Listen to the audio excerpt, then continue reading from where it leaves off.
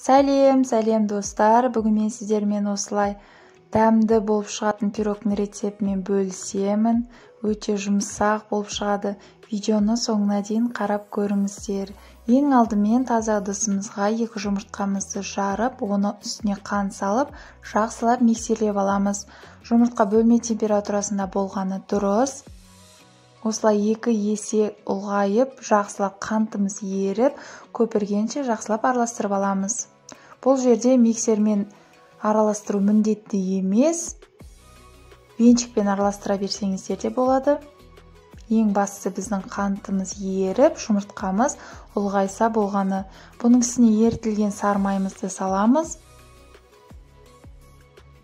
Сары майдың орнына сұйық майды пайдалансаңыздар да болады. Және де бөлме температурасында тұрған сүтімізді құямыз. Бұны көп араластырудың қажеті жоқ. Бір шайқап алсаңыздар жеткілікті. Осылай бір шайқап болғаннан соң алдына електен өткізіп алған ұнымызды әдеттегідей 2-3 бөлікке бөліп қосамыз. Бұл ұнның ішінде қамыр қопсытқыш қосылған. Барлық ұнымызды бірден салып жібермеңіздер, себебі ұн әр жерде әр қалай болуы мүмкін. Бірден көп қосып жіберсеңіздер, арасында түйіршік қалуы мүмкін, немесе сіздің қамырларыңыз сұйық болмай қаттырақ болып қалуы мүмкін. Сондықтан асықпай, әдемілеп, жақсы көңіл күймен осылай дайындасаңыздар, сіздерде де міндетті түрде өте дәмді пирог болып шығады. Міне барлық ұнымды салдым, және де осыны миксерлеп алдым. Миксерлеп болғаннан кейін сіздерде осындай қоюлықта қамыр дайын болуы керек. Бұны табаға пергамент қағазын төсеп, қамырымыздың жартысын салып аламыз. Жартысын салып болғаннан кейін арасына мен салма ретінде қара өрікті пайдаландым. Ол менде мұздатқышта қатырылған. Сіздерде оның орнына алма немесе басқа да жемістерді салсаңыздар болады. Тіпті ештеңе салмай құр өзін пісірсеңіздер де өте дәмді, жұмсақ болып шығады. Міндетті түрде жасап көріңіздер. Жасалу өте оңай. Үйдегі қол жетімді заттардан дайындалады.